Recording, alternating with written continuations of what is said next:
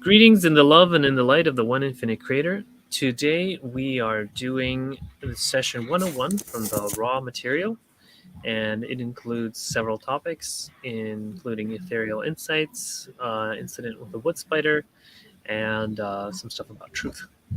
And so we will be reading the material, and then we'll be doing a discussion simultaneously. All right, so I am Ra. I greet you in the love and in the light of the one infinite creator. We communicate now. Could you first please give me the condition of the instrument? I am Ra. All energy levels of the instrument are somewhat diminished due to the distortions.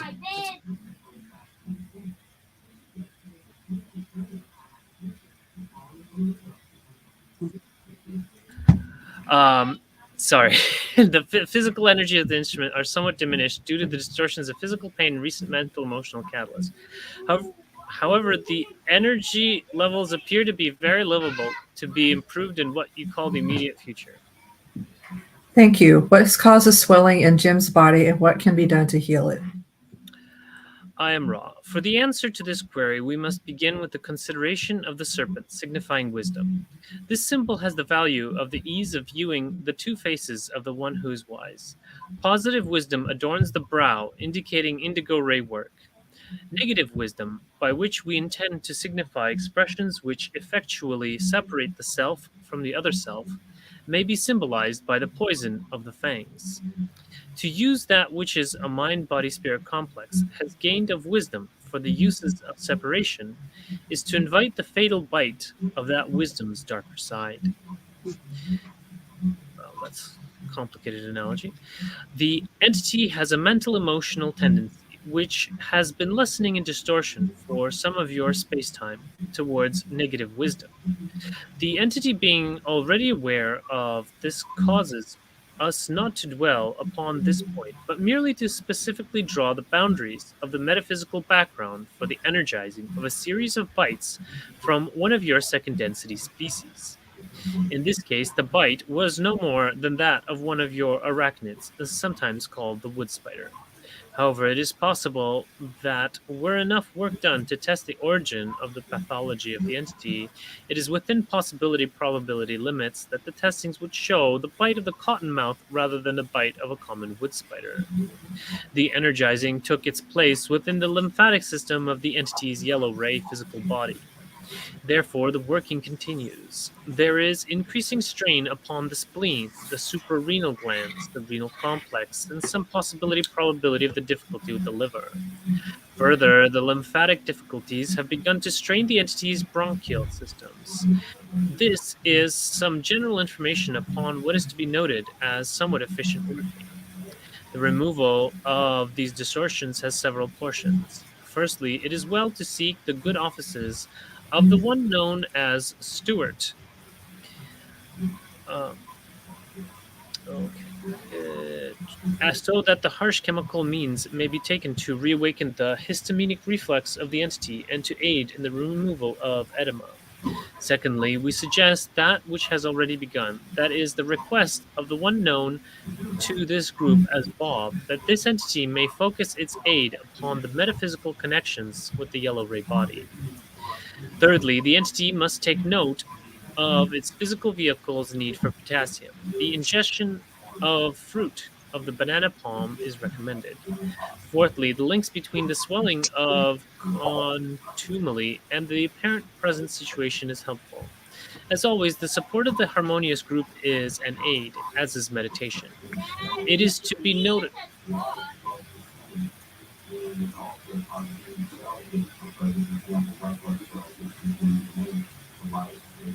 Okay, can I ask one of you guys to take over the raw part as well?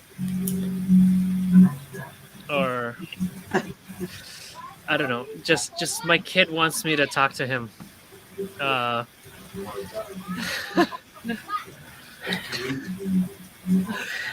Okay. I can try, but I'm not really good at reader. Oh, okay. Okay. Or we could put this on pause and just socialize while you deal with your kid. Okay. How about that? Okay, I'll be back. And stop the live. I have a question about that negative wisdom. What would that be? That is interesting. Yeah. Would that be like ego, spiritual ego? Wisdom thinks it knows. I'm wondering what that is. Well, ego, that's not really a spiritual thing. That's more like this Hey, Fred. at yourself. So, and I mean, then you project that out onto others. But I mean, negative wisdom could come from many things. I mean, there's a deep pool of shit that you can go into any day, friggin', and know that it isn't good, but you can get negative wisdom from it. I mean, I guess it could be considered ego, but it's way more than that. It's like disconnecting from your heart and then, just using your mind, almost becoming reptilian, basically. So, how is that wisdom? I mean, they have their own social memory complex too. Like, for example, on Monday I'm going to temple, right? One of the first things we read is, can you undo the reins of Orion and tie your cords to the Pleiades? I think it's from the book of Job. I'm Jewish, and that's was our book first, but I mean, they just have a whole different social memory complex down to the point of, just kind of not caring and, really only looking out for their own best interests and not thinking about other things. And I mean, I've met them, but I do know there's some good ones too, but I would just stay all away from that stuff at the end of the day. So. All right, I have made it back. So, where were we? See, it is to be noted, I believe, is where you were. Close to that. Noted. Okay. This is some general information upon what is to be noted as somewhat efficient working. The removal of these distortions has several portions. Firstly, it is well to seek the good offices of the one known as steward, so the harsh chemical means may be taken to reawaken the histaminic reflexes of the entity and to aid in the removal of edema. Secondly, we suggest that which has already begun, that is, the request of the one known to this group as Bob, that this entity may focus its aid upon the metaphysical connections with the yellow ray body. Thirdly, the entity must take note of its physical vehicle's need for potassium. The ingestion of the fruit of the banana palm is recommended. Fourthly, the links between the swelling of contumely, which means insolent or insulting language or treatment, and the apparent present situation is helpful. As always, the support of the harmonious group is an aid, as is the meditation. It is to be noted that this entity requires some discipline in the meditation, which the others of the group do not find necessary in the same manner. Therefore, the entity may continue with its forms of meditation, knowing that each in the group supports it entirely, although the instinct to share in the discipline is not always present. Each entity has its ways of viewing and learning from the illusion, and each processes catalyst using unique circuitry. Thus, all need not be the same to be equal in will and faith. All right. So, I've actually talked to Morris and Linda about it, and they explained that what had happened was that Jim had gotten very upset with Dawn because Dawn wanted to put all the Law of One books into one book, and Jim said they couldn't afford it, and he got very angry, and then he jumped over the couch in their sacred space, and he considered this to be like a very bad thing when he was going to get the door, instead of walking out the proper way. And then later he got bitten by a spider, and he had like a really bad reaction, and he was like all swollen, and like they're saying like the kidney issues and those kinds of things. And so that's what they're talking about. And so in terms of the negative wisdom, um, the positive wisdom adorns the brow, indicating indigo ray work. Negative wisdom, by which we intend to signify expressions which effectively separate the self from the other self, may be symbolized by the poison with the fangs. So I think that's kind of like what they were saying about like insults and things that separate yourself from others. And they actually mentioned that later. Contumely, insolent or insulting language or treatment. So I don't know. I don't remember Morris or Linda mentioning this, but I mean, from the text, it looks like that was part of the issue. Yeah. Did anyone have any other questions about this? How can something negative be wise? So I think that it's kind of like it is information. It's just not pleasant. Like, for instance, commenting on someone's size, it might be information. It might be wisdom, but it might not be helpful. If someone Could be knowledge. It's a knowledge, not a wisdom. Yeah. Well, wisdom is experience. Wisdom is based on experience, whereas knowledge is something you read about, but you don't necessarily experience. Whereas wisdom is something you do experience. So, for instance, if Dawn had told him that, and then Jim was said, "Oh, you're unrealistic," or something like that. That could be his wisdom, but it's creating this separation or something. Okay. Thank you. That was helpful. Thanks. And then positive wisdom adorns the brow, indicating indigo ray work. So I guess that's kind of like helpful information and insights. So like we need something, and then we do the indigo ray work to find out how do we like fix this thing. And then you do the indigo ray work, your intuition, you get intuition, and it's like, oh, that's how we fix it. And then you express it. All right. Okay, Michelle, you want to read this? Sure. Okay. Here, Thank you. I will make a statement as to the way I see the action, and I would request Ra's comment. I see the present position as the creator knowing itself presently using the concept of polarization.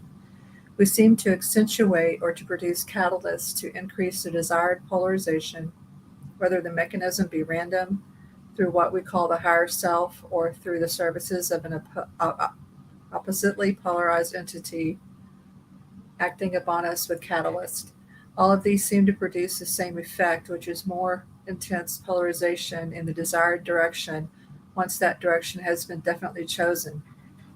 I see catalysts of the second density insect bite being a function of either or of any of the sources of which I've spoken, from random to augmented through the higher self or through the oppositely polarized services of those who monitor our activities, all of which have roughly the same ultimate effect. Would Ra comment on my observation? I am Ra. We find your observations unexceptional and in the large correct. In this particular case, which avenue was the one that produced the catalyst of the bite? I am Ra. The nature of catalyst is such that there is only one source. For the catalyst and experience are further attempts at specificity in dealing with the architecture of the unconscious mind of the self. Therefore, in an incarnational experience, the self as creator, especially the higher self, is the base from which catalyst stands to offer its service to the mind, body, or spirit. In the sense which we feel you intend, the source was the fifth density negative friend, which had noted the gradual falling away of the inharmonious pattern of the distortion called anger frustration in the entity, the insect was easily led to an attack, and the physical vehicle, which had long-standing allergies and sensitivities, was also easily led into the mechanisms of the failure of lymphatic function and the greatly diminished ability of the immune system to remove from the yellow ray body that which distorted it. Something occurred to me. I'm going to make a guess that my illness over the past week was a function of some action by my higher self to eliminate the possibility of a residence in the proximity of the large number of bees that I observed. Would Ra comment on my statement? I am Ra. We can comment not upon the questioner's physical distortions, but upon the indubitable truth of second density hive creatures. That is, that a hive mentality as a whole can be influenced by one strong metaphysical impulse. Both the instrument and the scribe have the capacity for great distortions toward non-viability, given such an attack by a great number of stinging insects. Are the thought form parameters and other general parameters of the 893 Oakdale Road address in Atlanta such that no cleansing would be necessary if Ra has this information? I am Ra. No. Hmm. Would So, cleansing of the nature suggested for the other house just south of the airport in Atlanta be advisable for the 893 Oakdale Road address?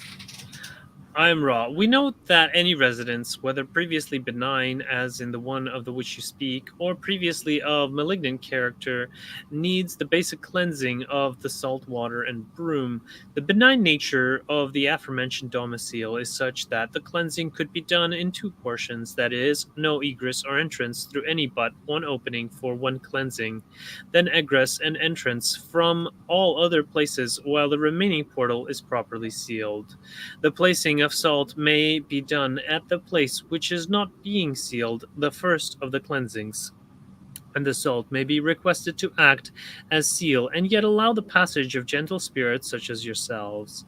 We suggest that you speak to this substance and name each entity for which permission is needed in order to pass. Let no person pass without permission being asked of the salt. This is the case in the residence of which you speak. So, yeah, that's somewhat interesting. I just wanted to quickly summarize what we've covered here. So Jim and Carla are wanderers, and they haven't incarnated along here, and so they have allergies. And apparently they have allergies to insect bites. And so if they had been next to a big beehive, that could have been a risk factor. And then here they're just that they're looking for an address in Atlanta, and from what Morris and Linda was telling me, or were telling me earlier, or us really, it was a group that basically they were trying to find a place that was closer to Dawn's work, which was in Atlanta, rather than Louisville, and it's a long drive, and that's why they keep asking about this. And well, you heard the cleansing ritual. All right. Any questions?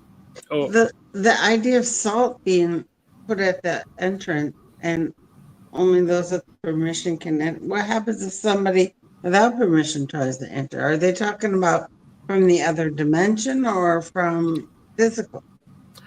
well, I think that in order to program the salt, they're doing it with the physical. And then I talked to a guy who specializes in crystals and stuff, and he said that any quartz and things like that, they're all programmable. And salt as well is also a crystal. And so basically they're programming the salt to keep it safe. I know Fred was talking about that. He did it with thyme or something like that. But yeah, this is it's kind of a ritual of protection for the building.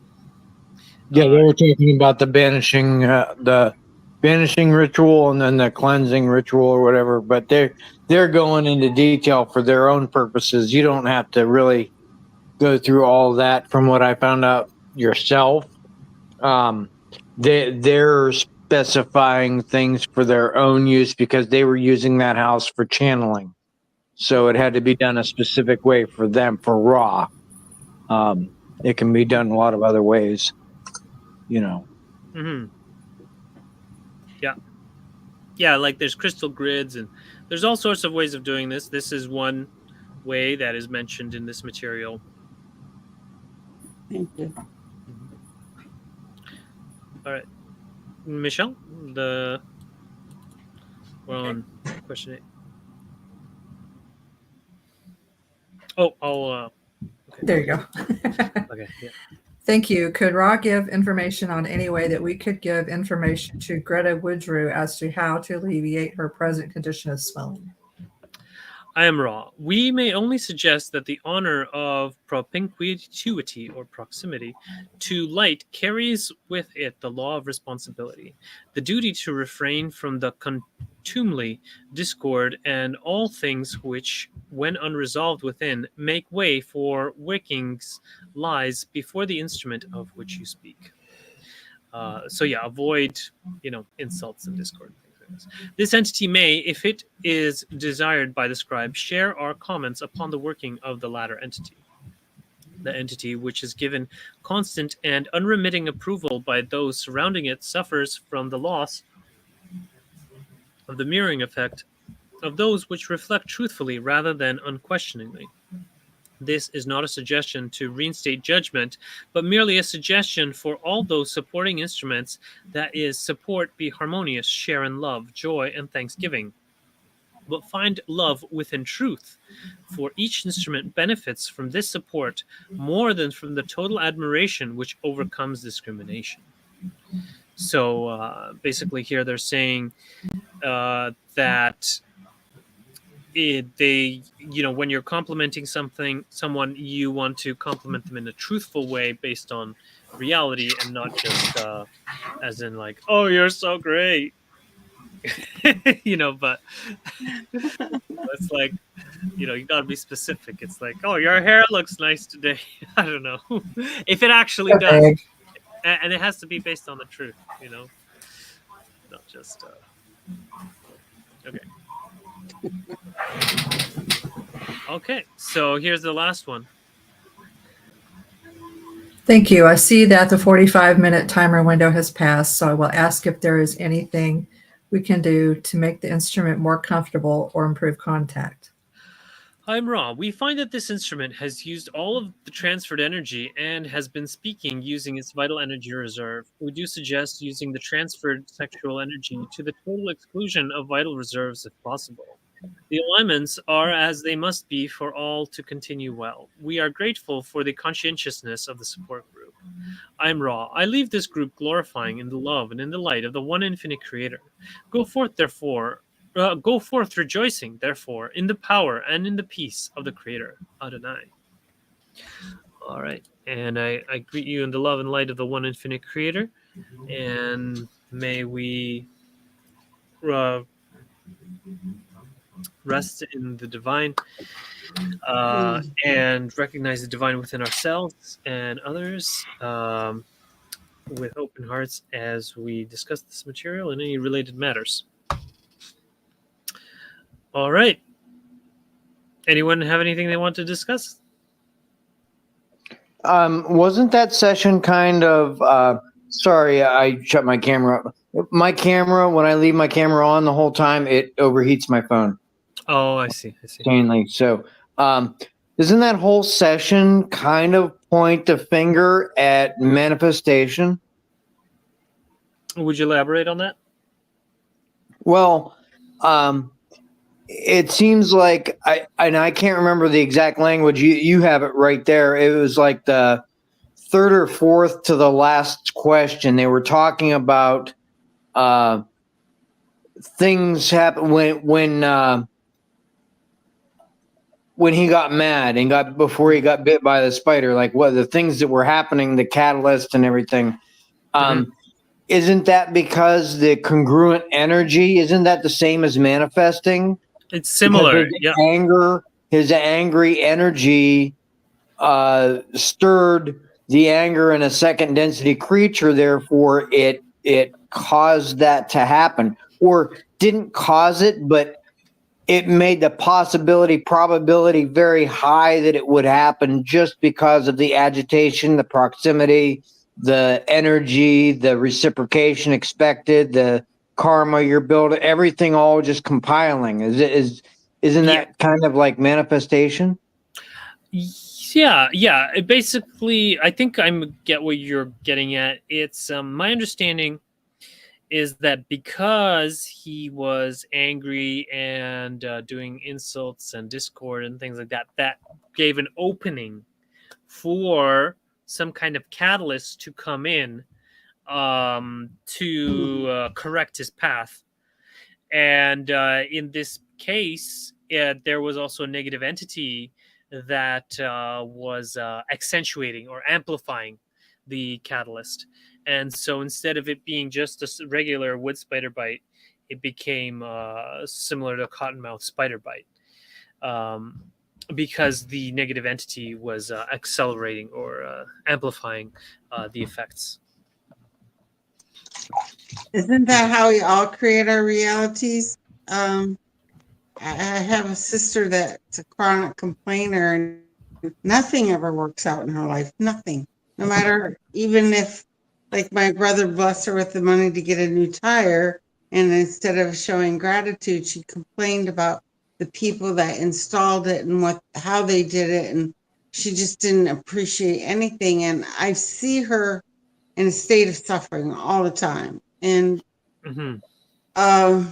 I feel like she's a great teacher to me, because I look at her and I say, well, I refuse to live that way. I'm gonna count my blessings and be grateful for what I Yeah, for have. sure. Well, when you're around somebody that's negative like that, they'll drop you down in your energy level just by being around them and listening to them complain. I a friend of mine that used to hang out with, he would call me all the time, come to my house all the time.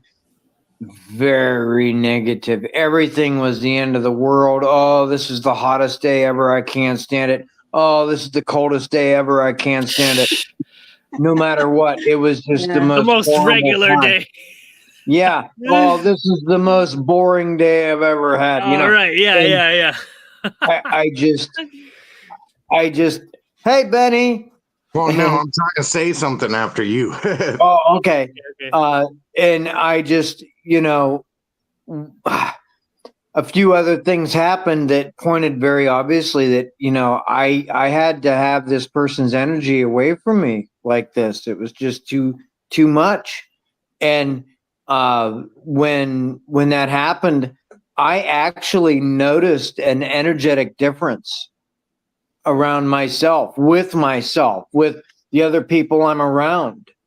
But when you are around somebody that's negative like that, it makes it not only very hard, but the more involved in material, like what we're discussing, all this stuff that, like, Andre, me, Ed, Trevor, all of us, all these topics that we talk about. What sometimes I think goes over our heads is most people don't talk about these things, and they're very specific and they're very high vibration topics. So when you're talking to somebody, oh, the shit tires, I got screwed over at the tire place, they did this and that, and it's just negative, and then it spurs more negative. It's real easy to get on a negative conversation, but there's not too many people that I can go around and talk to about and hear, say, hey, did you remember what they said in the Raw Contact about the Maldekians getting transferred? How many years ago was that? Was that 500 or 5 million? There's not too many people I can talk to about that. True. So I do, Misha. I count it as a blessing very much. Every week I get to talk to people that resonate with stuff like this, and I like that, and that actually enables me to be pickier about who I talk to, because I don't have to talk to, I don't feel a need to have, human contact by any means. People knocking on my door all the time, but I don't feel a need to conversate with that many of those other people, because now I have other people to talk to that I know are higher vibration, and they're going to give me better feedback anyhow. You're a better person to get, me to talk to and tell something that's going on in my life to give me a good insight on than somebody that's going to just do nothing but complain. For sure. She is my family member, but fortunately, we have a family chat room because she lives in Iowa. My other sister seems to think she's mentally ill and unstable. It's just almost like a habit of being negative for so long. She doesn't know how to do anything different. And I just love her unconditionally no matter what. And that sometimes bugs her. That's a good thing, though, and this is the part that I think everybody missed. Okay, so our hearts, right, they give off an electrical field. And when that heart gives off an electrical field, it becomes magnetic to everything, because electric, it picks up everything in the air. So we got things, going through our bodies. And friggin' then after this, I'll get into some shit about myself. But we have electrical shit friggin' attracting shit, and then, that's why that pushback happens, because inside themselves, it's not even a spiral. It's like an inverted energy going through all your chakras over and over and over and over again until, you either throw it up or you live with it, basically. So it's an inverted vortex. I didn't hear what you said, but I believe you, Fred. It's called an inverted vortex. Oh, vortex. Mm-hmm. So, but even with my autism, right, sometimes I'll spin out, right? So if I spin out, I'm not mentally ill or anything. It's just when you're like that, you have a switch, right? And friggin' sometimes you just can't control that switch. So fucking it just happens over and over and over and over again until basically I fucking spew it out, and then I'm just worn out. Like when that happens, literally I'll sleep for like 15 hours a day for like 55 days or 60 days just trying to get over that shit. And Wow. It's pretty terrible, friggin'. And I mean, I think everybody has to deal with that, inner turmoil, cutting you up on the inside. But when it comes to negativity, I understand what you're saying. So, because my mother's like that. So, friggin', I'm happy-go-lucky. I just go wherever the world takes me, basically. But go ahead. Yeah, I was just wanted to share that, like, one of the ways to break the cycle of complaining is by doing some gratitude work. And like once you get on the gratitude train, then you get into a positive feedback loop because things start going well for you. It basically, as you love the creator loves you back. And so as you appreciate the creator appreciates you and gives you more things to appreciate. And it's the same for complainers. The more they complain, the more they get to complain, have things to complain about. And so it all depends on the track you're on, and then you can always switch tracks from the complaint train to the gratitude train. And it starts with at least being grateful for one thing. And well, at least for religious people, the easiest is grateful to God. You can always be grateful to God, because God is all loving and all merciful. Honestly, when I found out about this raw shit, right? I'm not saying it's shit, but once I heard, the word Adonai, well, you call it Adonai, I call it Adonai, because in Hebrew we don't have any vowels, so it would sound different. But it's literally spelt the same way. That's when I got hooked. I've read it about 3 times, and it's hard for me to like it'll take like 3 months and then I'll remember everything. So, but it's really good stuff. Like, I was just telling a teacher at my school about it the other day, and she's reading the book now. So Nice. Yeah, I'm pretty new to all this. What does Adonai mean? Where's the Adonai. translation? Okay, well, in Hebrew, there's 7 names of God: El Shaddai, Adonai, Hashem. God.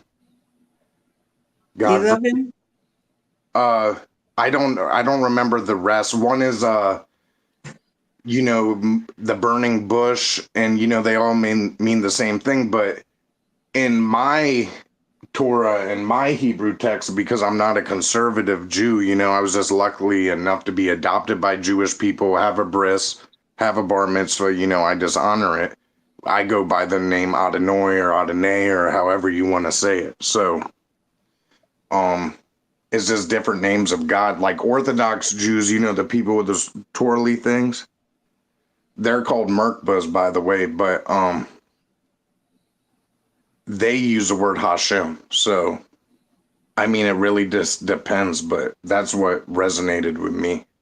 So I've never left since then, basically.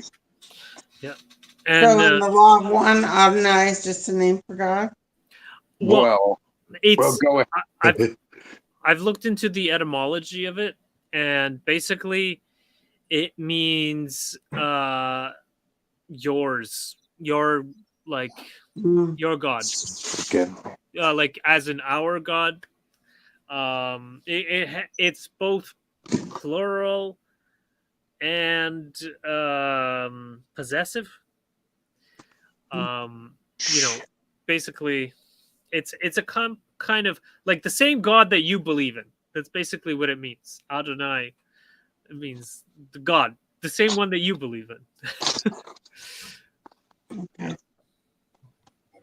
Yeah, I'm a black sheep in my family because they're all fundamental Christians. And, when I was 18, I moved into an ashram, started following the guru and meditating, and they were all convinced I was following the devil. And as the years have gone by, because I'm the oldest in the family, and the thing that's going on now is that they have kind of, in a way, shunned me. Like you're not helpable. You're not, and I have to watch my own thoughts because I just choose to love them, but I have a judgment too that I feel if they just understood what I've experienced in my life, they would be the same way. But then I realize we're all expressing this divine infinite intelligence in our own unique way. Like you being a unique Jewish person, I could say I'm a unique Jewish person too, and I know nothing about it. But I accept it. You do, though, because the first 5 books of the Bible is the Torah. So, I mean, you at least know the first 5 books of Moses. Now, there's the whole other 17 books, and a lot of them have been banned from the Bible. But, I mean, this, like the Gates of Redemption that I'm going to read on, I mean, after that, like, I have to admit all my sins. I've already written them down for the year. It's not too bad. It's not as bad as other years that I've been with my. Are you going to throw that in? Are you going to go burn that when you're done? That list, all your sins. You need to burn it and let it go to the past and not think about it again. You know what? Every year I do this, and every year my hands get washed, and every year, I pretty much repeat inside my head everything that I need to basically say, what, out of knowing, I wasn't right here, buddy. So, hey, Benny, what I have a Jewish Bible. What I do too is Tanaka. I don't know what it. Hold on, let me split my here. Okay, there's my camera. It's a Tanaka. I don't know. It just says Holy Scriptures. Yeah, so you'll have like Psalms is Jewish. Those are songs of King David. Those are he was an artist and a performer. That's the way I would say it. Yeah. So you got Psalms, you got Job, you got Leviticus, you got I know you have Vayikra because that was my bar mitzvah portion. Vayikra El Moshe Adonai Eloheinu. I remember all that stuff, but The Masoretic text, a new translation. Well, yes, go to the table of contents.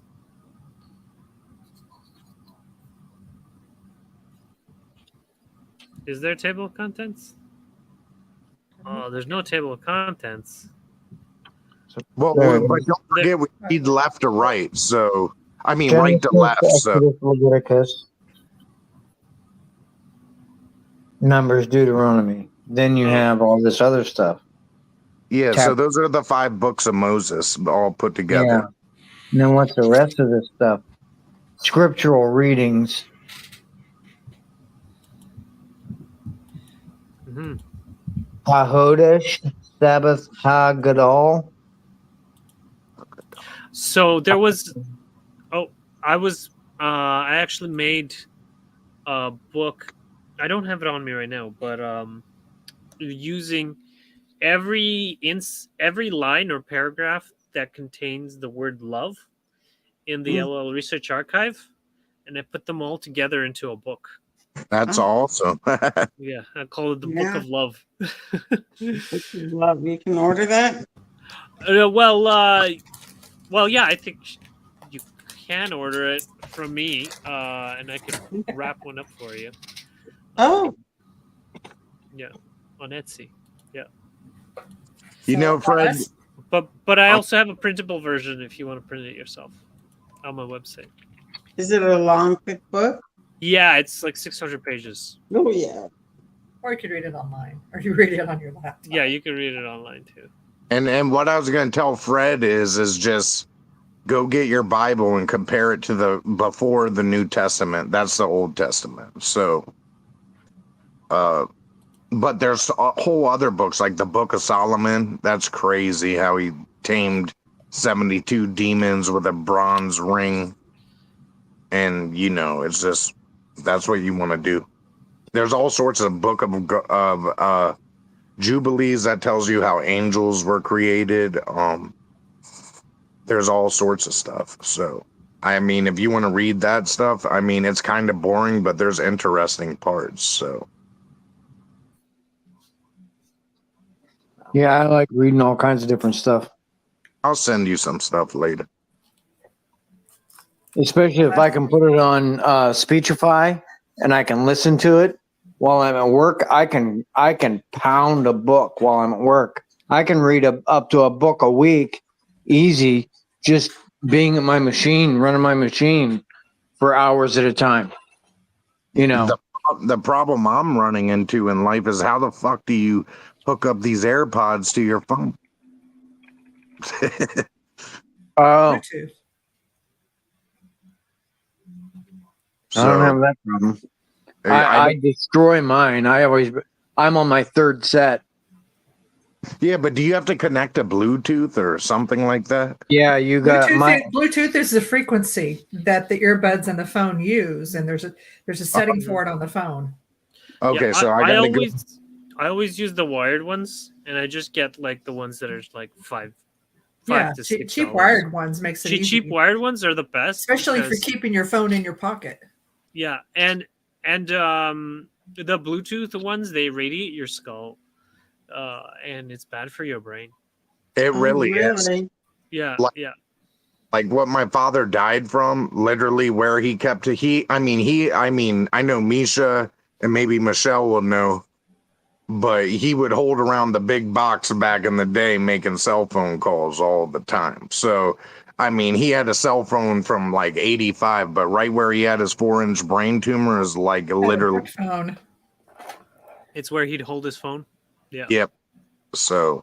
Yeah. So I always try to. And now that's why I like to do speaker with my phone, or use the wired. Yeah. So I'm holding it away from my head. But yeah, you're right. They've done lots of studies and found that people get cancer and tumors and seizures or blood clots and like extra heat wherever they hold their phone. Yeah. Okay, go ahead, Mish. So last night I was heading back from an appointment, and the song that I used to listen to some years back came to mind. And I came home, pulled it up on YouTube. I can still feel the energy of it. Now, it was a Christian artist song. I no longer churched at this point, which I had a What's it friend that called? talked about this. But I got to looking up one of the people that was in the video. He sang with the artist. Come to find out, I remember hearing something about something happened with this pastor, and he didn't exactly have the church he used to. Looked him up online, and there's a movie called Come Sunday that's on Netflix. It actually was produced in 2018. Turns out now that this pastor is Unitarian, and what caused him a loss of followers, if you will, was he really started reading what he saw in the Bible, and he started talking about it. And one of the verses was like that. Basically, God loves everybody, even those that don't know about Him. Mm-hmm. And the people were interpreting it as saying there is no hell. Oh my God. I'm like, I'm sitting there watching the movie while I'm supposed to be working because I had nothing to do. And I'm like, the reason they all got flipping pissed off is he was attacking their golden cow that made them better than those. I know that story. Yeah. I'm like, because his website said, hey, email me. I'm thinking I might email him and go, hey, so here's how I got to your website and watching your movie. And at the end, it said he was Unitarian minister. I'm like, wow. But I mean, that's even in my journey away from Protestantism, I have noticed that if you want to talk about characteristic wise, who's really more Christ-like, it's not the people inside the church. It's the people that have realized there's gaping holes, and how it's being taught doesn't help anybody. Well, I'd like to add a little caveat to that, is that there's multiple branches of Christianity. Oh, yeah. And then most of them don't actually follow Jesus's teachings. But Right. as it happens, Anabaptism does. It's one of the only ones that does. And even within Anabaptism, they have their own issues. Like the Hutterites, they're a lot of them are still, like, at least in the old order Hutterites, they're preaching sermons that are like 300 years old. And then like they have 40 sermons, and they just like, or like 100, 200 sermons, and they go through all the same ones. So if you've been there for 3 years, you've heard every sermon that you will ever hear in your whole life. So I mean, that's an issue, that's legalism or whatever, where they're really big on the rules, but they're not really following the spirit of the law. And but yeah, the one that I go to is like a New Order Mennonite, and they talk about all of these issues that some of the Amish and some of the Hutterites have, and like the legalism. And then also what you were just talking about was pride and in-group favoritism. Mm-hmm. And here, if I can read this, pride is a vice deeply rooted in the excessive beliefs of one's own abilities and inherent superiority over others. This self-centered belief often manifests in what is known as in-group favoritism, where there's a marked preference and prioritization for one's own group over outsiders. This mindset has been pervasive across various religions and social contexts throughout history. For instance, certain interpretations within Calvinism have led to the notion of the elect, a select group predestined for salvation, sometimes fostering a feeling of spiritual superiority. Beyond religious contexts, we see in-group favoritism manifesting in cultural, racial, and national contexts, such as us versus them mentality leading to societal divisions. And pride and in-group favoritism are not only socially divisive, but spiritually perilous. By adopting such attitudes, there are significant risks of misrepresenting the universal love and grace of God. This mindset can result in discrimination, oppression, and even violence against those deemed as the other. On a personal spiritual level, individuals risk distancing themselves from God, as warned in Proverbs 16:18. Pride goes before destruction, a haughty spirit before a fall. the Jesus-centered understanding. Throughout his ministry, Jesus consistently broke barriers of societal divisions and embraced those marginalized and ostracized. His teachings and actions emphasized the inherent worth and dignity of every individual, irrespective of their background, social standing, or group affiliation. He calls on us to love our neighbors just as we love ourselves. This love is not limited to those who look, think, or worship like us. The Beatitudes serve as a profound guide, emphasizing humility, mercy, and the pursuit of righteousness over worldly pride or group superiority. Jesus calls on us not to hate, but to love and bless our enemies, and urges us to strive towards reaching perfect love for all, just as the Father has love for all. Furthermore, the parable of the Good Samaritan explicitly challenges the narrow definition of neighbor by highlighting the compassion of a Samaritan, often seen as the outsider. Jesus redefines neighborly love and compels us to see beyond our in-groups. Yeah. So, anyways, that's a little section on that. I don't know if you guys had any comments. I can also check if they have some good quotes on it in Yeah, the material. the last few sermons he preached in the church that was originally his, just from the verses that were mentioned in the movie, I'm sitting back thinking, there were a number of times that I would come across something that would point out scriptural, I'm going to call it scriptural incongruities, in that you're taught to live one way, but the Bible doesn't exactly say that. And one of the things that was in the movie was that he actually had, I believe it was a relative that he was talking to on the phone that told him hell is something of your own making, something of your own choosing. And I was like, she told him straight. Yeah. Michelle, what was the song that you were referring to? When I was churched, I really liked Carmen. I Got the Joy is the name of the song. It is on YouTube. And I mean, there's another one of his songs that I really liked, but that's the one that came to mind because I had some stuff I was dealing that I'm kind of wrapping up and the final decision hasn't come down. But that song came to mind, and it's like I turned it on and kind of just put myself into the song, and I could feel the energy of it, which I needed. So, Yeah. I'm really grateful to you all for the love and light that we move in. And I'm with my family, I just accept them exactly the way they are. And I don't let them influence me. My goal is to influence them. I don't You know, just by loving them, you know.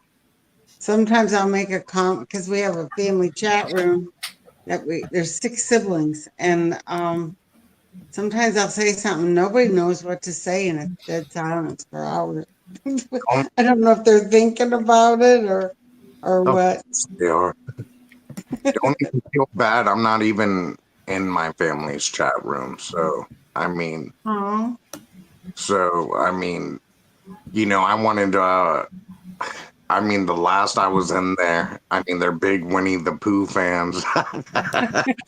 And there's like some Winnie the Pooh Blood and Honey that I wanted to go see.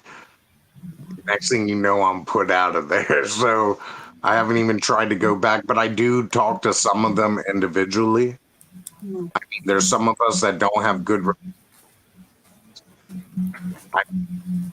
day. We're just not going to see eye to eye on stuff because I'll share a picture in the chat and you'll see. But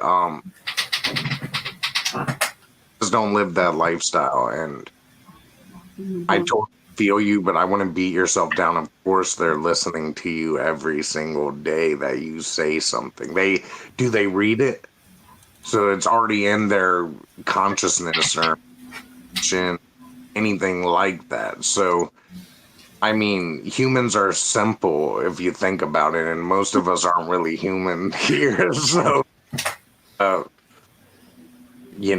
all I'm gonna tell you. I found a quote from the LL archives that talks about pride and group and family. Um, so I don't know, but maybe it'll help. And I just wanted to share. I was recently threatened that I would be kicked out of my family group for promoting peace in Ukraine.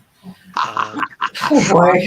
I Ukrainian. that just We boggles gotta my start promoting mind peace that people somewhere, would be right? against Yeah. peace.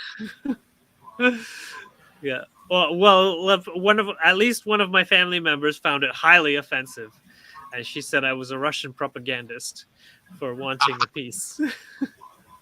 Well, this but is the way Well, I'll I'd be tell you. going, well, if you don't want peace, why don't you go over there and help them fight then? yeah, I said that once. It didn't go over very well. Everyone was like, "No, what are you saying? I'm saying that." Well, you're making a This point, is- and that's the thing. yeah, I made that point, and but the person has not changed their ways. They actually fled. They're in Canada, away from the war. Exactly. That's So good. it's not to That's participate. good. But they're promoting it. So What would the purpose of promoting it be? I don't understand that. I don't know either. I think my understanding is that they were very upset about the bombing, and they just want vengeance. They just want vengeance. Okay. They want those Ruskies to be bombed or something like this. I don't know, but Can it's I not tell- really. It reminds me of two little kids pulling on each other's hair Yeah, and refusing to let go. yeah, basically, yeah. That's kind of what it's like. Okay, so let me read this. Okay. Okay. To be humble in one culture educates. To be humble in another culture offers a completely different education. To be proud in one society is one kind of distortion of self, unlike pride seen from the subtly but crystallinely different colorations of another culture's way of pride. We Yeah. ask you Okay. We ask you then, in this third way of seeing, to imagine, if you will, the vast extent of time and space within which the soul first becomes familiar with one family at a time. Then, after many, many incarnations, one larger family, one national or spiritual group. Then one begins to travel, choosing those situations which shall fill out and energize that awareness gleaned so far. For in all of these learnings, in all of these environments, the spirit within expresses its essence in a desire for a return to the awareness of unity, which was life and shall again be life without manifestation. The manifest spirit yearns endlessly for that zero within which all is one. For that, and only that, is the true nature of all who may hear or read these words. There is one original thought. Each of you is that. Each of you has wandered far. Each of you seeks with grace and rhythm to complete the journey so long ago begun and perfectly encapsulated within each incarnation, as that spiritual hunger within which always seeks the source of life, the truth of being. Beautiful. Beautiful. Really? And that's in the law of one? This is from the LL archives from 1995, January 22nd. So Love Benny, it. did some of that resonate with you? I know you said yeah at some point. Me? Yeah. It does. I mean, the person I'm named after, we're from Odessa and well, they are. I'm still Ukrainian and like Cherokee and English, but that doesn't matter. I'm mostly Ukrainian. So it does resonate because, they came over and they murdered, the guy who I'm named after, his whole family in a village, the Ruskies or whatever you want to call them. I don't know what we call them, maybe Bouvans, but,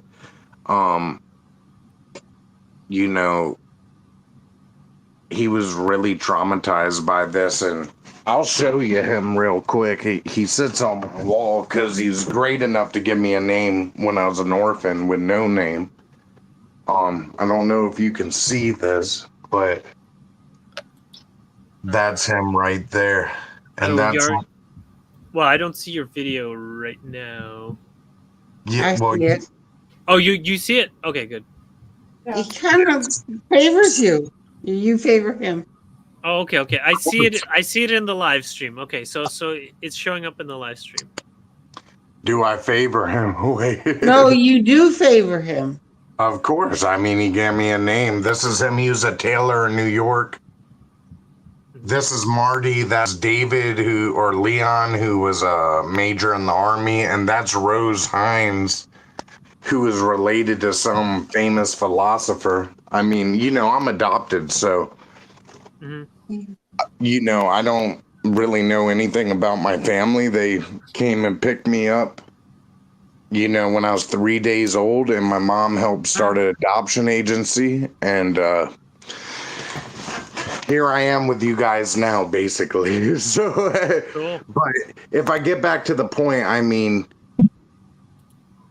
I don't know what I mean because I got distracted, but there was definitely a great point and all that stuff. Like, just from what you said, you would need to repeat it for me to answer. So, So I think the one that to be proud in one society is one kind of distortion of self, unlike pride seen from the subtly but crystallinely different coloration of another culture's way of pride. We ask you then, in this third way of seeing, to imagine, if you will, the vast extent of time and space within which the soul first becomes familiar with one family at a time, then after many, many incarnations, one larger family, one national or spiritual group, and then one begins to travel, choosing those situations which shall first fill out and energize the awareness gleaned so far. So actually, I wanted to relate this. So that's kind of interesting. So basically, what they're saying here is that like young souls first become familiar with one family at a time. So they will incarnate with the same family in different positions in that family, many incarnations in a row. And then after many incarnate, and then they might move on to another family that's kind of like has maybe some of the same members.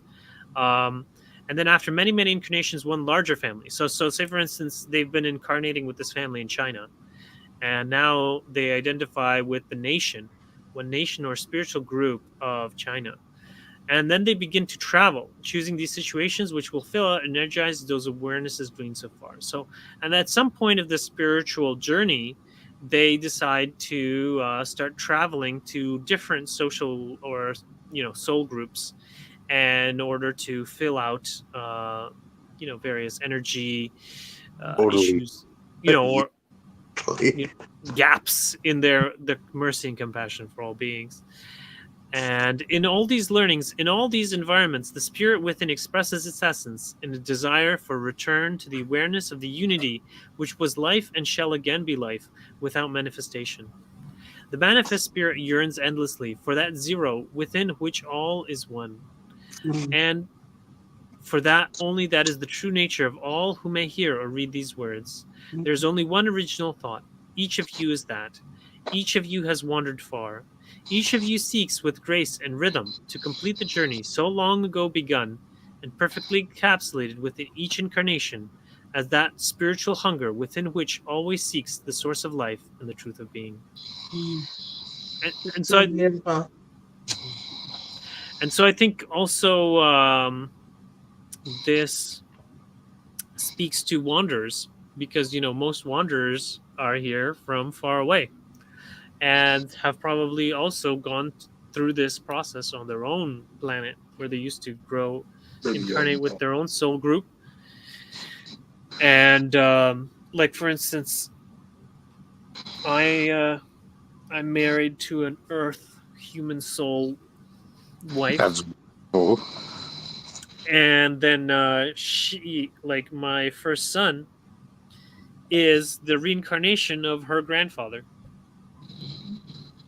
So it's like the same family members are reincarnating in their family that is part of her family. And so that's kind of cool. And then my second son, Alaric, I have a feeling he might be the original Alaric, the first, because we had a life kind of together during the Roman times. Oh, Series that talked about, it's called The Ghost Inside My Child. And they Mhm. basically were interviewing families and kids that could recall a previous life. In one of the stories, the mother had a brother that died, I want to say within 10 years of her having her son. That was her brother. It came back. They asked him a question about something that he in this incarnation would not have known, but he could tell them from beginning to end what it was, and that their brother would have known that. Yep. Yeah, I can totally believe that. Funny because I was adopted, but the family I'm speaking of is my birth family. My birth mother sought me out, looked for me, and found me when I was 18. So that's when I learned I had these 5 siblings, and wow. I Me. my sister had an old picture album, and there was a picture of my great great grandmother, and the whole family goes, "My God, that looks like you," and I often thought of her, I never met her or anything, but I often wondered, like, because I do believe that we are eternal and that we keep coming. But when I first found out about the law of one and I heard about wanderers, I went, well, that's what I am. I just felt it like that was familiar to me, the idea that that's why it's easy for me to be loving. That's why it's easy for me to be forgiving and accepting of all beings everywhere, exactly as they are, without exception. It just comes natural. Hmm. It's easy. Is that Yeah, the sign of a wanderer? yeah. No, for sure. That means that you have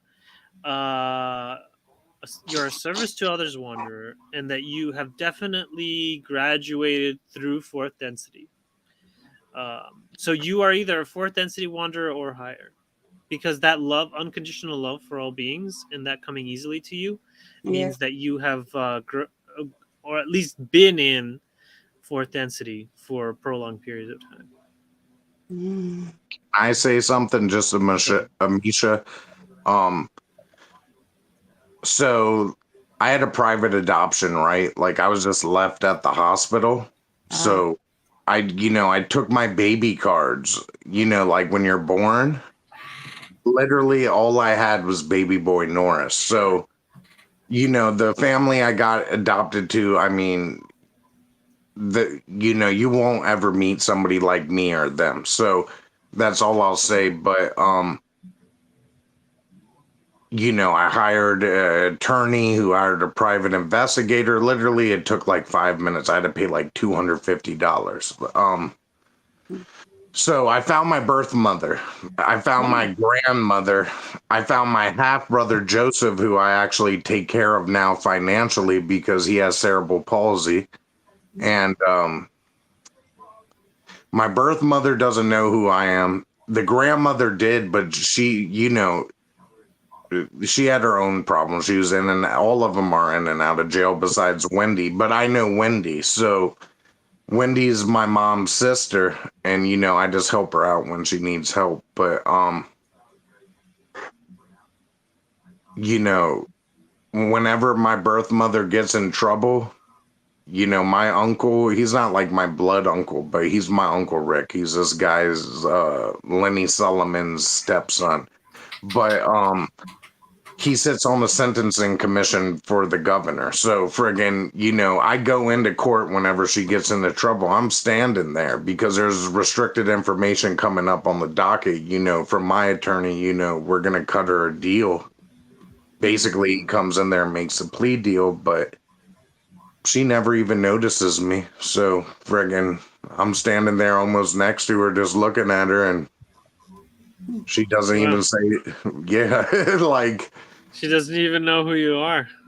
no. And, maybe it's because of the facial scars and scars over my body. I don't know, but, she stole $100,000 worth of checks, and, I got her weekends in jail for a year. So, uh, Mhm.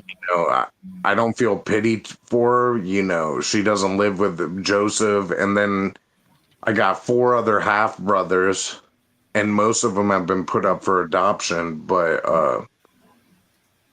from what Wendy told me, I was conceived in the back of a church. Wow. Yeah. So Well, now you're here. yeah, pretty So it kind of much. works. So if you do feel any pain about it, I am sorry, but I'm sure you're grateful for the people you got. Like, I mean, my father was the best man to me ever. And the only other person I could say that was the best to me ever is Desiree friggin', you know, uh, you know, and that's all I really have to say, friggin', you know. I got to meet her and it was interesting, it was fun.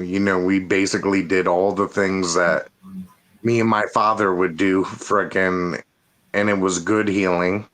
And I came home. I basically had a fight with myself because, when you're like me, basically, I was basically married for a long time. Like, I had a house, fucking cars, a business, all that, but she chose drugs over me, blah, blah, blah. Fucking none of that matters. But when it comes down to fucking just riding, fucking having a good time with my father, freaking, that's a frequency I love. And it was almost the same frequency. So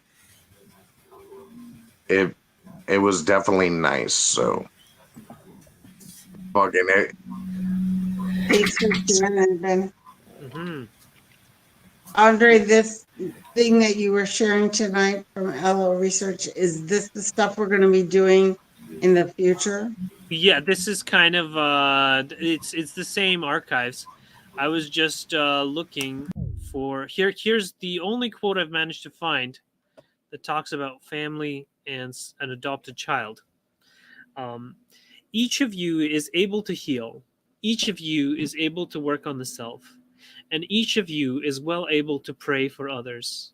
For you are, above all things, creatures of thought, creatures of intention and emotion. And the great gift of the healer is the unifying of the human will and the compassion of the heart. Let us look first at the healing of the self by the self. May we say, as an overgeneralization, that the great illness of the human spirit is a lack of forgiveness of the self. Often it does not seem to be the self that it is the self that is not forgiving the self. It seems as though the lack of forgiveness were coming in from the outside. Members of the birth family, members of the marriage family, those in the work environment, and various environments of the life always contain challenging relationships. And it may seem that it is those voices that hurt, harm, and make us ill. Yet, metaphysically speaking, the great majority of pain is inflicted by the voice that one uses to talk to oneself. Often the challenging voices from birth family, marriage family, work environment, and so forth seem to be others' voices, but are actually internalized. Those entities may be gone from the life pattern. They may have passed into larger life. They may have moved into other relationships, but within the mind, they have become adopted children of the self. And the voices then have the right to continue talking to the self in rude and unkind ways, criticizing, making fun, ridiculing, discouraging, doubting, and fearing. These voices are difficult to catch. It takes time and effort to begin to tune into the things that are said to the self and go down into the body, the mind, and the spirit to create a health. But when you do catch yourself criticizing yourself, then it is that you have the opportunity to stop and say, wait, I would like to change that voice. I would like to encourage myself. And most of all, I would like to forgive myself. Yeah, I think that's pretty powerful. Mm-hmm. What do you think, Bene? I mean, I agree with all of it, and then I could put 10 more loads of shit on it just from, being like, especially me, just being left at a hospital, right? So, Mm-hmm.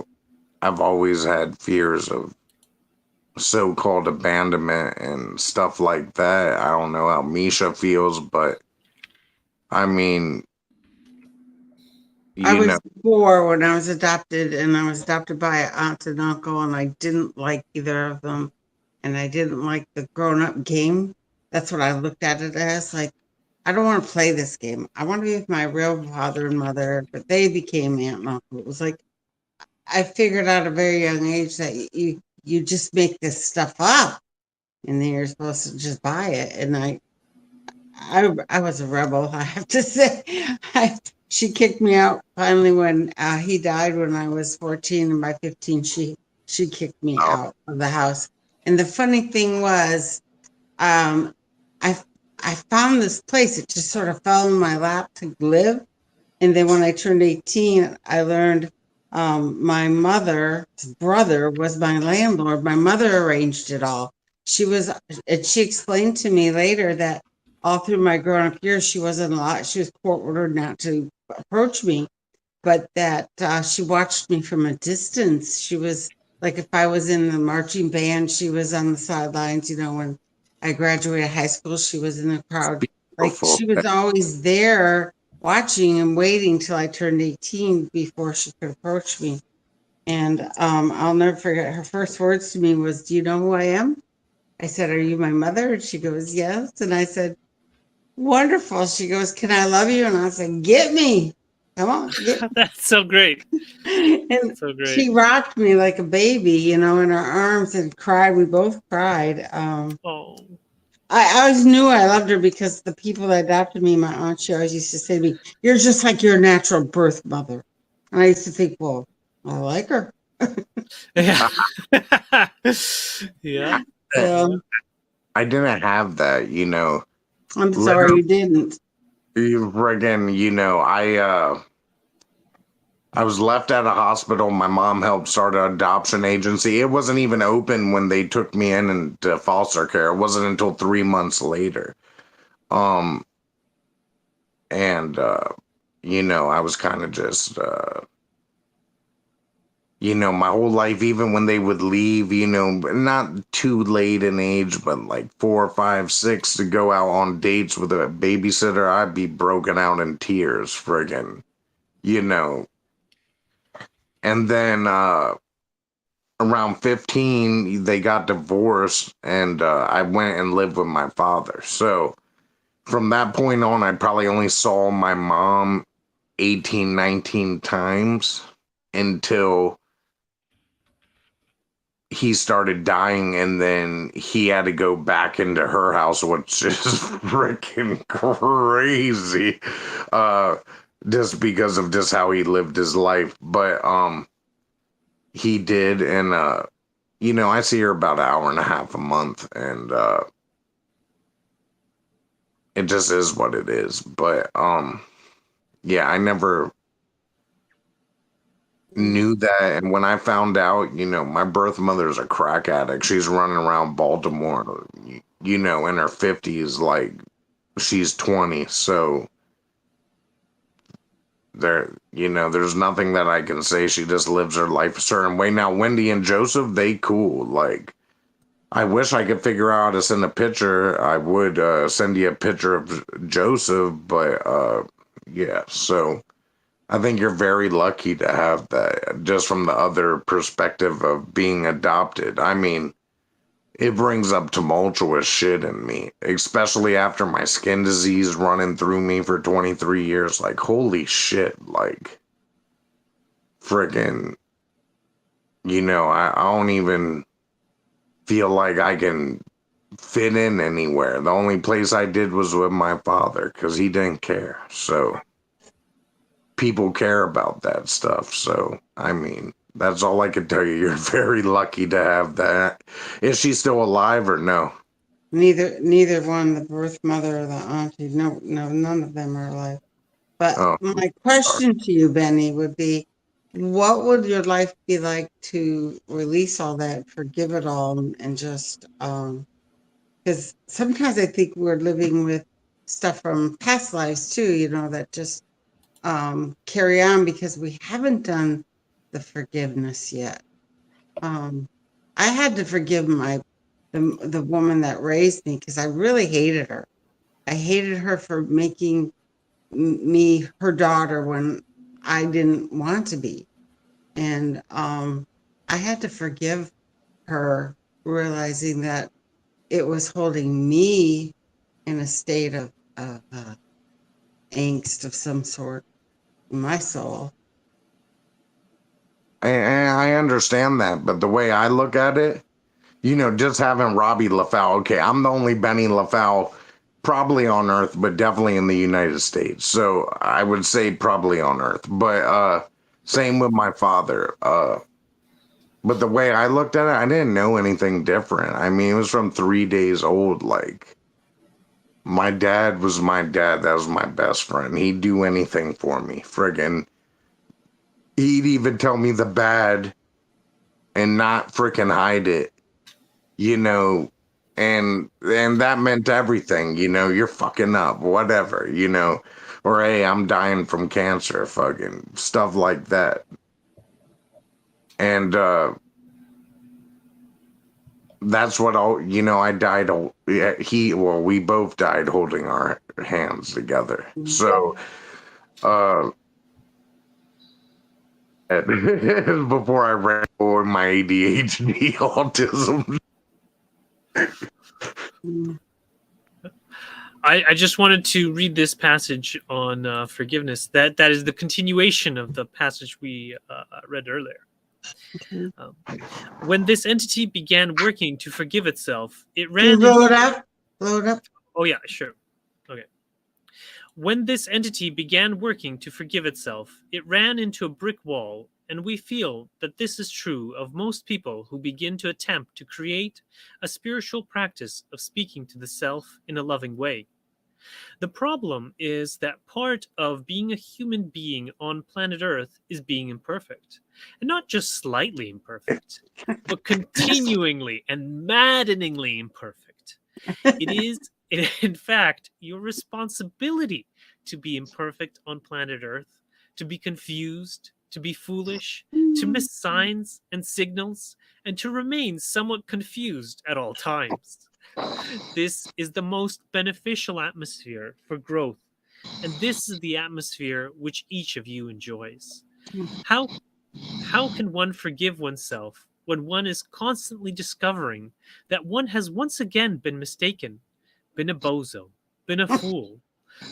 But here is the key.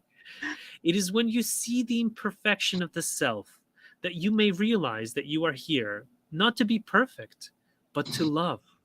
You are not here to love perfection, but to love. You are not here to love this and not that, but to love.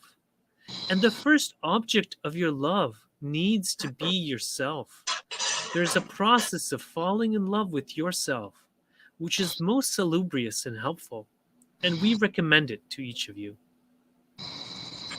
When you can look yourself in the face and see every imperfection and say, I see a child of the one infinite creator, and I love you, then you have begun to forgive yourself.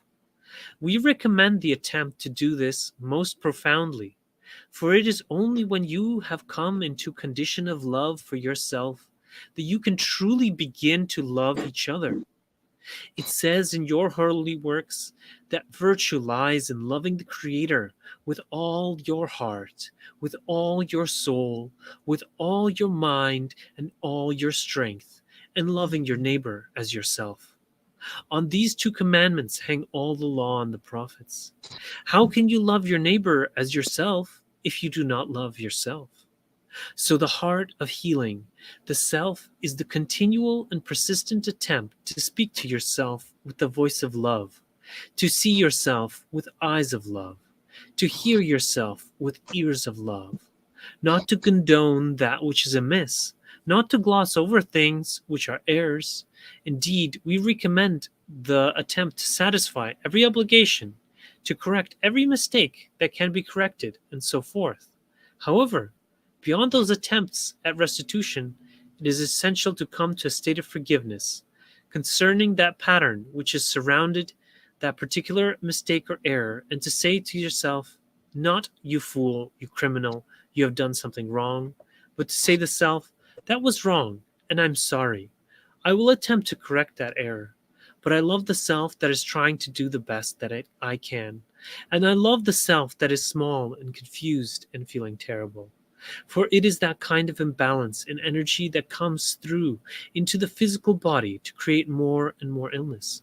So when you are working at self-forgiveness and self-acceptance, you're working on the mental body, the spiritual body, the emotional body, and the shadow passes the sun and the physical body as well. Never doubt when you are doing this work that it is a good work. All right. Love that. Yeah, glad you like it. Love it, actually. It's really the truth. Mm-hmm. Benny, what did you think? You know, I have to process all of it. I've heard bits and pieces of it, but send it to me. Okay, sure. So it's in this session. I sent the link in there. I'm looking right now. Yeah. So if you look at adopt, if you look for adopt, that's the first paragraph that we read. And so basically the idea is that it's difficult to forgive on earth because we're so imperfect. But the idea is not to love the perfect, but simply to love. Perfect. And to love our reflection in the mirror with all its imperfections. And to be willing to change and to grow and to become better, but to still love yourself even as you are failing and even as you make mistakes, to simply love yourself and keep going and be like, well, I'm doing my best and I love myself for it. And then by being able to love yourself, then you can love other people too and be like, well, you know what, they're doing their best too. And you know what? I'll tell you a way that when I was lucky enough to be in spiritual healing school, I mean, I did it for 11 years. So the way that, you know, I wouldn't say I'm on I am consciousness, but I'm on I consciousness. So, you know, they would say, you know, I am imperfect with my imperfections because I love others, but I feel imperfect because of ways I've looked at myself that I have failed or been imperfect. So I know that I'm perfect with my imperfections because I love others, and we can add in that I'm one with myself. Like, if that makes sense, I don't know. Yeah. So, you know, I kind of veered away from that for a few years. I hope this thing ain't being recorded, but It's a live stream. oh god. So I veered away. You know what? I fucks with you, so you know what? I respect you. Friggin', I'll just keep going. So Okay. around 2018, you know, I came to a life point, you know, with my life partner, somebody who I knew since she was 12, I was 14, blah blah blah. Let's skip ahead until 22. She asked me to be her fucking boyfriend, and it went on for many years. And you know, I just kind of had to leave, if that makes sense. You know, I mean, the drugs with her, you know, me freaking I get prescriptions and shit if I want. But with her, she kept ODing and ODing and ODing, and you know, I just couldn't hard. yeah, I couldn't deal with it anymore. So basically how it ended was I kissed her on the forehead, freaking we called her father, he picked her up. That's the last words I ever said to her, and she ended up dying. So Who is this? it's Kristen. I mean, I mean, how is she related to? Was this your girlfriend or? it was my girlfriend, my wifey, whatever. So Okay, I mean, okay. basically my best friend. Like Hmm. for years, we chilled every night before we ever even slept with each other. Like how Mhm. that happened is a whole nother story, but I'm not gonna tell that. But That's fine. but we're young. I was freaking skinny, freaking living a good life, freaking and she would, I mean, we spent together every single day for like almost, I'd say 16 years at night. And friggin', it didn't matter. I mean, I knew she might be out with somebody when we weren't together before that, and it wouldn't matter. Every night would still be mine, friggin'. And, I mean, we were the best of friends, and I mean, that just completely destroyed me as a person having to do that, plus many other things you don't know. But I just, what was the topic we're talking on? Because I really felt it. Forgiving yourself. What? Forgiving yourself. Oh, so yes, I forgive myself for, having to do the right thing, because I'd probably be dead right around now too, freaking and there's nothing that hurts me more every single day, not being able to fucking try to change all of that and freaking, talk to her. But there was no talking to her at that point that she got to. And, maybe I enabled it because I had money and all that. But every day I still told her she was wrong with what she's doing. So, Yeah, it can be very difficult. I have to agree that, it's I know I've read some about addictions in the Law of One and other so spiritual materials, and basically the core seems to be that the person so feels unloved, yeah. and like that they're stressed out, and they're trying to escape through drugs. And the Confederation seems to recommend to just to love them, and to not even necessarily mention do or do not do in terms of the drugs, but just to be there, loving them. I was, and I mean, even the point that the drugs got her to, like, this was really like the end point. Like, I mean, she caught hepatitis C. I would never do that. Like, I'm so fucking anal about shit that, like, not in a bad way. Like, my life has to be in order. My room's clean, my house clean. I do a good job at work. I go home. I fill up the right amount of gas. I do this, I do that, and then I have fun with myself. My debts, whatever, come first. But that was the point where I was like, what are you doing? Like, and this was right after I sent her. I paid cash for this at this point in my life. Yeah, I got cash now, but it's all in a revolving circle of a trustee, so I can only get money for certain things. But I sent her to this retreat at Lancaster, a horseback ride, and everybody had her own room, all this friggin'. It didn't matter, friggin'. She just, that's what she wanted to do. Even when I've Narcaned her back, friggin', she's yelling at me, why the fuck you do this to me? Like, she just wanted Right. to be high. So, Yeah.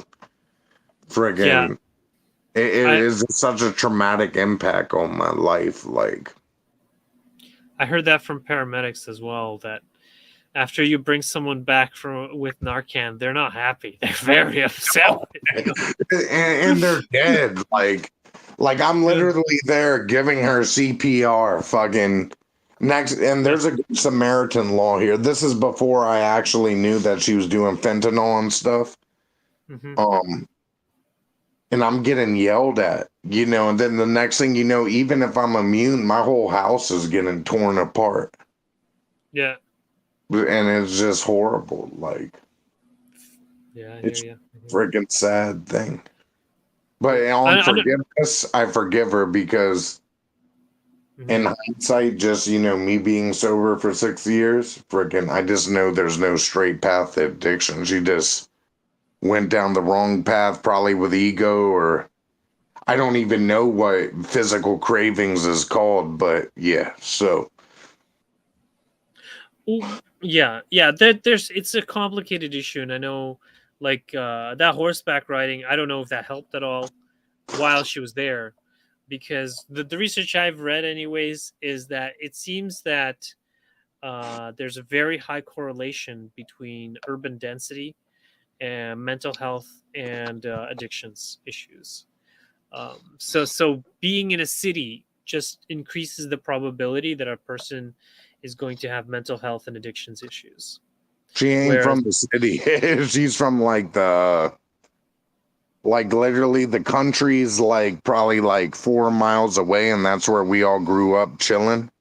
right, but I Um, mean, where was she when she had the addiction issue? uh, she Was she in the was in the city, and she wasn't with me because we broke up for like 4 months, and right? then she came back. So he ended up dying. So Yeah, so yeah, it's being in the city. It's not necessarily like, if you grow up in the country, you're better off staying in the country, basically. pretty much, I didn't grow up in the country, but I grew up in a nice area, and I live in one of the nicest areas that you could possibly live in. Friggin', even if I just rent a basement with my boy, friggin', he ain't ever here. So, except for tonight, but maybe once, maybe like 7 out of a month. But um,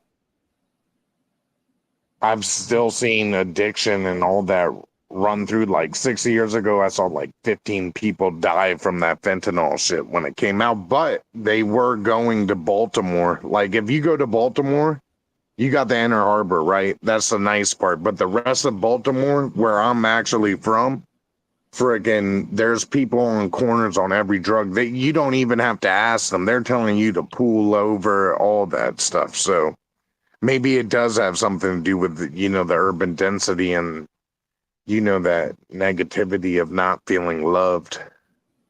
Yeah, yeah. Well, because when you're in the country, you have nature. Nature loves you. The trees, and like, you can have a relationship with the animal and the plant and animal life, and it's very calming. Especially if it's yours and you can grow your food there, then you're occupied with growing your food and chopping your wood, and basically, like they did that rat park study. Um, yeah, that about it. Do you know about the rat park study? No, I don't. Oh, okay. So basically, it was a study they did in Canada. And so what they did was they had a rat in. So they usually, how they do all studies on rats is they put them in a tiny little cage. Yes, they Um, do. I've cleaned the NIH in my lifetime. I've seen it. I've seen the monkeys, armadillo. I mean, everything. So yeah. So with the rat park study, the guy was like, so this was when they were like, oh, if you give them heroin water, they're just gonna drink it until they die. And this was in a cage where they didn't even have room to turn around. And so the guy was like, well, you know what? Let's try something else. Let's try um, comparing that rat to a rat that is given a place that's 200 times the size of the standard laboratory cage. And it included 16 to 20 rats of both sexes, playthings, food, and enough space for mating. And as you might suspect, Group 1 obsessively went back to the morphine until eventually overdosed and died, the ones that were in a small confined space. Group 2, however, rarely, if ever, touched the morphine, instead, opting to frolic with the other new rat friends and start new rat families. Alec- Yeah. Alexander concluded that it wasn't so much the drugs that were causing addiction, but the environment. That a happy Exactly. rat had no need to get high, and consequently, neither would a happy human. Rat Park showed that a rat's environment, not the availability of drugs, leads to dependence. In a normal setting, a narcotic is an impediment to what rats typically do: fight, play, forage, mate. But a caged rat can't do these things. It's no surprise that a distressed animal with access to narcotics would use them to seek relief. Mhm. And I know they did variations of the study where the only water was heroin water, and so they were forced them to get physically addicted to heroin, where they would That's have that's serious withdrawals, and then they would give them and then after they were physically addicted, they offered them regular water, and they all went to the regular water, and they didn't care about the withdrawal symptoms, and just like quit cold turkey. Like, yeah, so that's how it is. yeah, I couldn't blame him after you had that. Yeah, so that's why I promote that we have to recognize the human right to land, that everyone deserves enough land to grow their own food and firewood, because I mean it's just the only thing that makes sense. And also, like, crime, they did another Universe 25 study, and they found that all crime, so they made a 9 by 9 foot enclosure with 250 apartment units, unlimited food, water, waste disposal, and temperature regulation, an attempt to make an urban paradise. At first, the population increased for a while. Then appeared ultra aggressive mice, or wretch mice, similar to gangsters, and they would attack anyone that got in their way, and were very aggressive towards females as well. Yeah, okay, do you know some of these? I Humans? mean, I've seen some. I did a job like off 14th and Yuma, which is like considered Adam Morgan's DC. And I mean, this rat infestation was so bad. I mean, I had rats like the size of kittens, like even bigger than kittens, like 1 year old cats up in like a ceiling tile, freaking attacking me and stuff. And Wow. around there, it's just like that. Friggin', I mean, it's really nice during the day, but I definitely want to go out there at, past 1, 2 o'clock at night. So, Oh and, well, I and, was I was meaning rather humans that are like these wretch mice. oh, I know all sorts of humans like that just because of all the people I know, but I also know humans like that will do anything for me. So, Well, that's nice. Yeah. eh, And that goes to show that even with these natural, I mean, they're natural, the environment is making them that way, right? But their soul is trying to prevail and still be kind. I completely agree with you. Like, I mean, I learned how to do things from two certain people. I won't say their names, but I learned how to do things that are like a old way. And in my life, I can honestly say that I've never stolen from a store. I've never robbed nobody. I've never done anything like that. But that's just me as myself. But, um, I wouldn't ever let anything like that control me to the point where I'm gonna degrade my life. I literally went almost to prison for a long time for something I didn't even do. A cell phone wiretap, like where they're listening through the mic. And I